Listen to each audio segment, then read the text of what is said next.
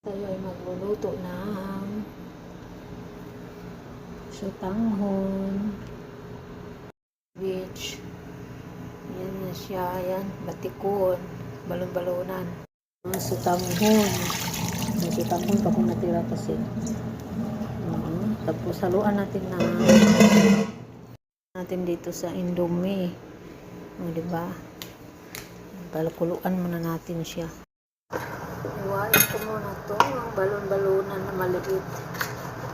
Pinakuluan ko muna siya bago ko isahog para hindi siya malansa. Tapos yung kalahati, inaadobo ko sa Sprite.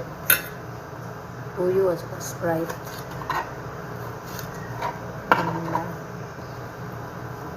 Ang sahog na.